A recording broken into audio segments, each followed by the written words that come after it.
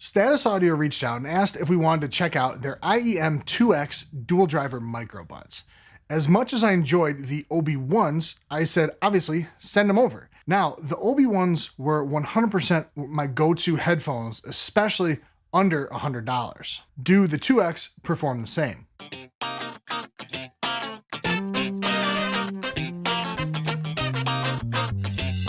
What's going on, everybody? Jeremy with Detroit Tech.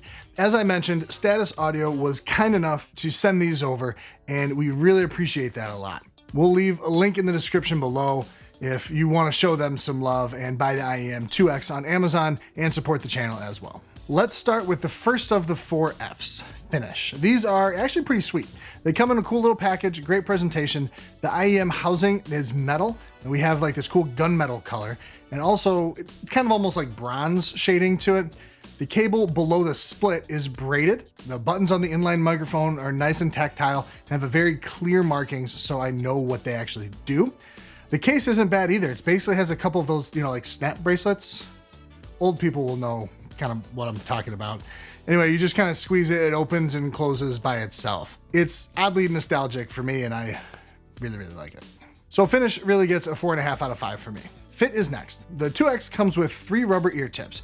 I'd like some foam too, but I can't really complain at this price point.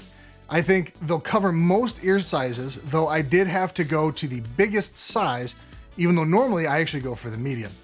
My biggest gripe here is I have to be very careful to set them in my ear like just right, like at the right depth with the rubber tip, otherwise it won't quite seal and the sound can definitely suffer from that. Even with that, they're comfortable and easy to wear for quite a while without much fatigue. Fit gets a 3.5 out of 5. Fiscal is next. Basically, Status Audio sells these on their website for $49. Considering I usually won't spend less than the $100 it takes to get my Shure SE215s when I need IEMs, and these are dual driver too, that's a pretty good price. Fiscal gets a 4 out of 5. Fidelity is next. Now I'll start with this. I like these better than the One More triple driver in-ears. The 2X did a great job with most music. They definitely have a more fun sound by pushing the high end and low end up just a little bit. I'll say it's pretty tasteful though. The lows stayed clean enough. It wasn't just like a ton of like flabby low end sounding like floppy cardboard box, which by the way, if you don't know, that's really bad. One of the songs I listen to when I'm testing headphones out is Welcome Home by Coheed and Cambria. Now, when the whole band like kicks in at the beginning, you can really tell what headphones can actually handle a lot of information in the low end. If they're not up to the task, the song it sounds like my head is like underwater. And these actually did a really admirable job. Vocals were nice and forward. I didn't have any issues like understanding what the vocalist said, and there's good definition as well. I mean, they don't get close to like headphones like the HD 650s with the vocal intimacy, but they do a really great job for less than a quarter of the price. So I'm not going to complain at all. More of a, kind of a name drop for the 650s. I did run into a little bit of, I guess, trouble, you could say, in the high end. There were some songs where I had a tough time with kind of some harsh sibilants. It's, the sound of S's.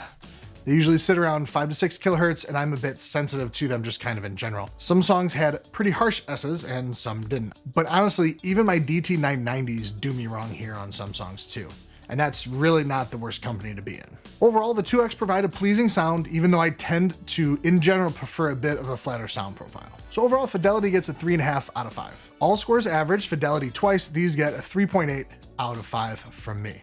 So all in all, these really get my recommendation, without any major caveats either. The inline microphone is serviceable, but not the most amazing thing ever. The only viable reason I can really think of not buying these would be if you value 100% just value a flatter EQ to the point that you're willing to spend twice the amount of money on some other earbuds.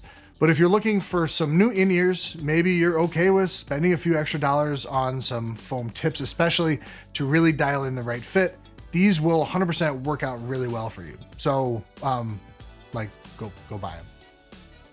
So thanks for watching, everybody. If this was a helpful review, hit the thumbs up and subscribe. If you don't buy anything that doesn't say Campfire Audio on it, you can still hit the thumbs up. You'll probably have a lot more money than I do anyway. So see you in the next one. And it goes like